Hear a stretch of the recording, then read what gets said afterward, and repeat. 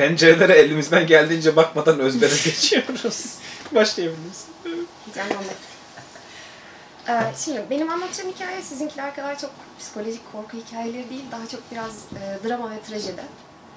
Biraz da insan psikolojisi açısından ilgimi çeken bir hikaye. 9-5 bir iş hayatı olan bir adam hakkında.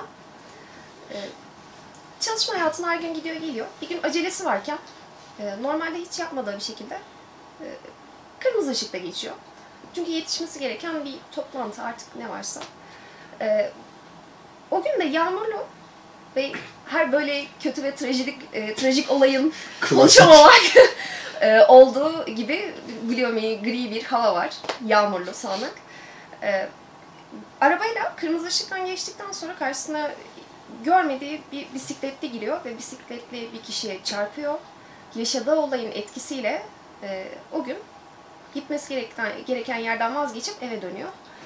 Bunun psikolojisiyle, yaşadığı olayın psikolojisiyle, polisin kendisini aradığı düşüncesiyle, bundan sonra hayatın nereye gideceği, ne olacağı, hayatının tamamen değişeceği kafa yapısıyla ve kaçıp kaçmaması gerektiğiyle ilgili düşüncelerle evde saatlerce oturuyor. Polise gitsem mi, gitmesem mi, kaçsam kendime yeni bir hayat kurabilir miyim, kuramaz mıyım düşünceleri kafasında. Kapı çalıyor. Polis departmanından geldik diye kapıdan bağırıyorlar. Tamam diyor, bitti artık hayatım. Artık teslim olmalıyım, yapacak bir şey yok. Kaçma düşüncelerini artık düşünmenin anlamı kalmadı. Gidiyor kapıyı açıyor. Polis karşısında şöyle duruyor. Özür dileriz efendim diyor. Çok üzgünüz rahatsız ettiğimiz için. Oğlunuzu yol kenarında çarpıp kaçan bir araba vesilesiyle ölü bulduk. Korku hikayesi dedik. Ama yani, şimdi... Oldu mu bu? Oldu mu bu? Şu açıdan çok ilgimi çekti. Şimdi adam birine çarpıyor, kaçıyor ve eve gelip tamamen ağır düşüncelerle hayatının ne yöne gideceğini düşünmeye başlıyor. Ama bence bu olaya tepki verebilecek, farklı tepkiler verebilecek iki çeşit insan vardır. Birincisi kendi hayatınızın ne noktaya gideceğini düşünürsünüz. İkincisi çarptığınız kişinin hayatını düşünürsünüz. Şimdi iki kişinin hayatının ağırlığı var. Adamın tamamen kendi hayatına odaklanıp çarptığı kişiyi hiç düşünmemiş olması mesela çok dikkatimi çekmişti. Bana böyle bir şey olsa muhtemelen ilk o kişiyi düşünürüm. Katılıyorum. Yanlış program. Gittik bir elimizi yüzümüzü yıkadık, gözyaşlarımızı sildik. O zaman sen devam edelim istersen. Sonuncu olmak biraz stresli oluyor çünkü bu hikayeleri... Bir tur daha döneriz ya sorun. Ben ısındım. Yok ya mümkünse ki yani bir bitirelim ya. Kanka orada bitsin ya, dondum ben diye. Okay. Yani korktuğumdan değil yani. Ne münasebet. Yani. Kim korkuyor ki yani? Üşüyorum. Biz de korkmuyoruz. Bu hikayeyi annem anlattı. İşte dayım, halam falan. Hala oluyor değil mi? Evet. Tamam. Hala. Türkçe yok. Neydi o Türkçe? Annemler Endonezya'ya gittiği zaman işte akrabalarını falan ziyaret etmeye gitti. Orada çok eski bir evde yaşıyorlardı falan. Bir gece annem uyukluyordu, yatıyordu, evde kimse yoktu. Kendisini rahatsız hissetti. Sanki birisi izliyormuş gibi. Bir hisse kapıldı. İşte kalktı şöyle etrafa baktı. İşte akrabalarını aradı. Siz evde misiniz falan, biz ne zaman geliyorsunuz falan. Ya biz hala dışarıdayız, birkaç saate gelmeyiz falan. Neyse, etrafa falan baktı. Salonun ortasında bir gölge geçtiğini falan gördü. Neyse, dışarıda geçen bir insan da falan dedi. Birkaç gece daha geçti üzerine. Bu sefer dayım evde kaldı annemle falan. Annem dayımı salonun ortasında sadece şok bir ifadeyle hiçbir yere boşluğa baktığını falan gördü. İşte bang bang ne oldu? Bang dayının adı. Dayım.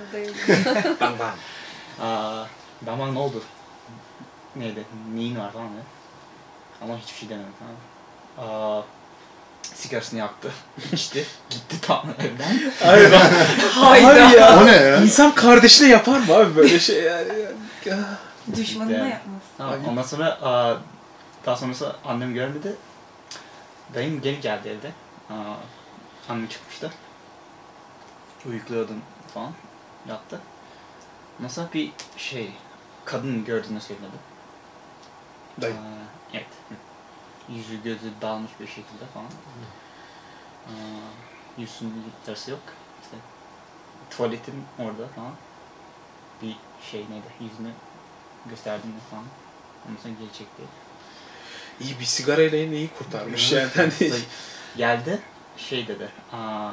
Ben buradayım, beni çıkart. İyi. Ben bu evin altındayım dedi. Peki evi kazdınız sonra altından ceset çıktı mı? Baktılar mı? Evet.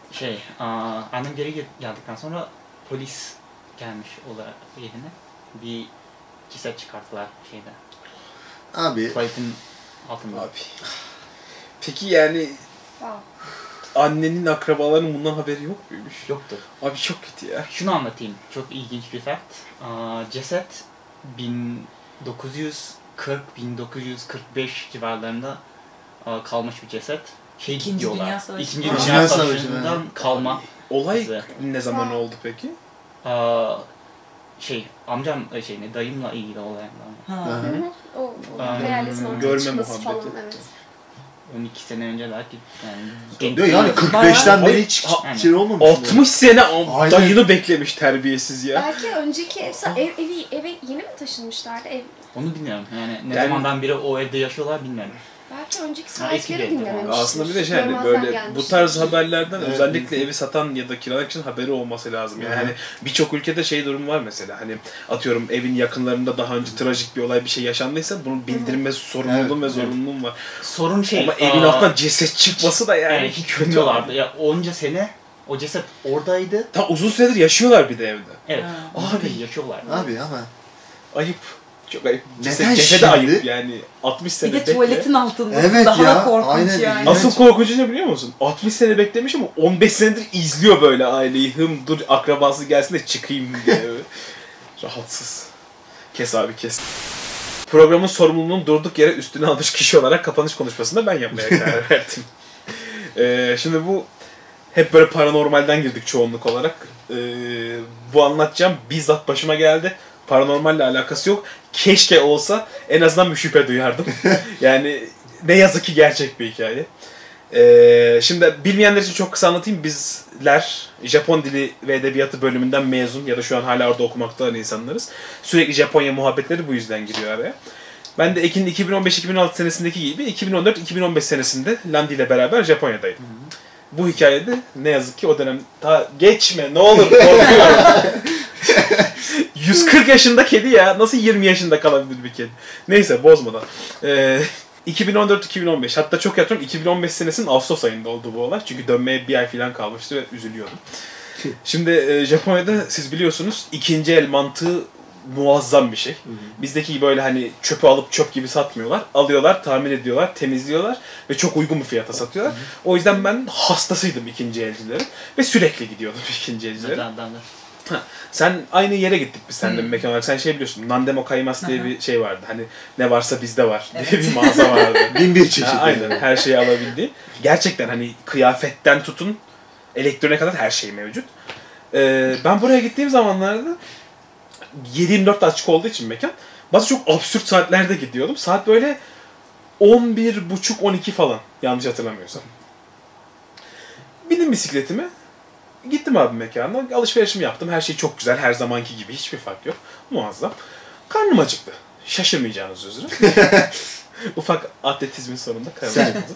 Karnım acıktı. Yakında da bildiğim hani Moss Burger diye hatırlıyorsunuz. Bir tane hamburgerci var, çok da seviyorum. Yakında vardı bir tane. Dedim hamburgerimi alayım. Etraf park dolu zaten. Bir tane park oturur yerim. Mis gibi. Hayat güzel. Bir yandan da aldım ikinci el ürünleri kontrol ederim. Ne olursa olsun ikinci el sonuçta. Bir çizik çıkık bir şey var mı diye. Abi neyse aldım hamburgerimi. Paketlettirdim. Park arıyorum. Bir tane park buldum. Sasanuki Parkı diye girişte kocaman yazmışlar. yani parka da benzemiyor aslında bizim mantığımıza bak. Bizde de park her yer ağaçtır, banktır değil mi? Evet. Yok abi, bayağı ortası açık, etrafında çimen var. Bir iki çalı ağaç var böyle. Bir iki tane böyle tuvalet bildim kabin parkı. gibi, aynen tuvalet, böyle bayağı evlerin arasında kuytu bir yerde bir park. Öyle şey değil hani çok açık caddede de park bile gibi bile gelmiyor ilk başta. Neyse dedim hani parktır, bankı var, oturayım. Aldım yemeğimi, gittim oturdum, bir yandan eşyalara baktım, bir yandan yemek yiyorum. Abi sağ tarafımda böyle kabin gibi bir şey var. Hani etkinliklerde falan insan üstünü değişsin diye, tam amacını bilmiyorum. Ya tuvalet değildi, onu biliyorum sadece. Kabin gibi 2 tane oda var ve hani sürekli tıkırtılar geliyor böyle, hışırtılar geliyor bir şey. Ya da biri mi var? Ya varsa bana ne? Ama biri mi var? Çünkü sadece çok geçmek korkuyorum. Bir yandan abi bir an önce gideyim diye böyle. Hızlı yemek için bahane bulmuşum, kullanayım. Abi yedim yemeğimi, toparlandım ve gittim yani. Neyse güzel, tamam gidiyorum. Olduğum yerden yurda dönüş yaklaşık bir 25 dakika falan sürüyordu. Bir 15 dakika kadar gittim ve yol hani otoyol gibi, sanayi tarafında neredeyse dediğim ya, dümdüz bir yol böyle. Abi gidiyorum. Japonya'da çok nadir bir manzaradır. Yanımdan 4 tane diye polis arabası geçiyor abi. Siren yakıp geçen polis arabası çok yok yani. Hani. Korna çalanını bile Bir sene duymadım. boyunca bir tane gördüm. O da bu işte. Ve geldiğim yöne gidiyorlar böyle. Dedim ne oldu acaba? Takip mi etsem? Yardım et. Yok. Ben bastım pedalıma, gittim yurduma. Çok da yoruldum o kadar mesafe gidince. Bıraktım eşyaları, yattım. Ertesi gün kültür dersi vardı. Gitmeden önce de haberlere falan bakın diye söylüyor öğretmenler. Hani bakayım dedim neler varmış. Kavuşma haberlerine tıkladım abi. Sasoniki Parkı'nda dehşet. Ne? Altı daha kötü. Palyaço kıyafetli adam elinde bıçakla insanlara saldırdı diye mi? Abi neden diye tıkladım böyle ama hani titriyorum böyle. Hani niye? Sanki şu an arkamda bir palyaço varmış gibi. Burak, bir soru. Sen o ikinci el dükkanından ne aldın? Palyaço. Palyaço bugün. Şimdi burada söylemeyeyim. Ayıp. Ya yok abi, ne alacağım? O 3DS için oyun aldıydım yani. Hani o. How to be a clown killer diye oyun. Neyse. Abi tıkladım böyle, işte anlatıyor, işte Sasoniki Parkı'nda bir tane adam tweet atmış bir sürü Japon. Üst üste böyle koymuşlar fotoğraflarını. İşte şu an ne olur Sasoniki Parkı'na gitmeyin. İşte az önce elinde bıçakla işte palyaço kıyafetli bir adam beni kovaladı ve işte kolumdan yaraladı falan diye. Ve saat hani böyle ben kalktığımda 12.30 falandı gece. Saat 1'de atılmış abi tweetler. Şu an hani bittikten sonra açayım göstereyim, haberler duruyor hala. Abi titriyorum böyle. Çok Ama dedim yani hani okey, yani tamam, şanslıyım, güzel. Eyvallah. Bir yandan böyle ata giyindim, okula gidiyorum. Gittim böyle, Japon arkadaşları gördüm, merhaba. Sen olayı anlattım. Ya dedim böyle bir şey oldu. Ben de sürekli böyle bir şey duyuyordum. Ha dedi arkadaşım. Ne dedim? Ne ha? Söyle ne demek ha?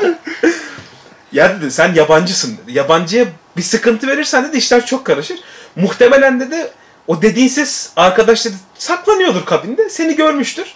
Ya yabancı biraz daha bekleyin. Başkası gelir diye bulaşmamıştır dedi böyle. Umarım ölürsün diye gerçekten abi. Japonya ya. Barış ülkesi. Yani herkes dostluk, kardeşlik, sevgi. Palyaço ne abi? Neden palyaço ya? Edebinle adabında çek bıçağını sapla değil mi? Ve hani yani herhangi bir şey olsun başka sıkıntı yok. Palyaço. Neden palyaço yani? Bir de bebek, porselen bebek de var. o hayır, Porselen kesinlikle bebek hayır. olmaz. Ama yani abi şimdi şöyle ve gerçekten arkadaşın dediği gibiyse olay, Ucuz güleyim mi ağlayayım mı bilmiyorum yani. Hani çok rahatsız edici bir durum. Hala bu konuşunca sırtımdan böyle hissediyorum bir tane palyaço bıçağı. Yani bence çok cool bir hikaye. Ya, bir anlamda evet cool bir hikaye. Ama yani ben hiç cool olmamayı tercih ederim. Artık şey yani. yapabilirsin yani, bir palyaço bana saldırdı ama öyle saldırmadı ama. Ağzını burnunu kırdım diye. Gel lan palyaço it diye. Sen İt bir derken. ötekini gördün. Yüzü gözü rengarenk oldu. Neyse abi. Böyle işte ne olur çocuklar uzak durun palyaçolardan. Bir de bilmediğiniz parklarda gece hamburger yemeyin. Neyse böyle bir hikaye. Umarım beğenmişsinizdir. bugünlük en azından bu videoluk, çünkü videolar gereğinden uzun oluyor. Evet. Burada keseceğiz ama merak etmeyin, bir sonraki videomuz çok yakında sizlerle olacak. Eğer içeriğimizi beğendiyseniz kanalımıza abone olmayı ve beğen butonuna basmayı, bir de zile basıp Evet, çan önemli. videolarımızdan haberdar olmayı unutmayın. Kendinize çok iyi bakın. İyi uykular. Bir de yatağınızın altındaki palyaçoya dikkat edin. Görüşmek üzere.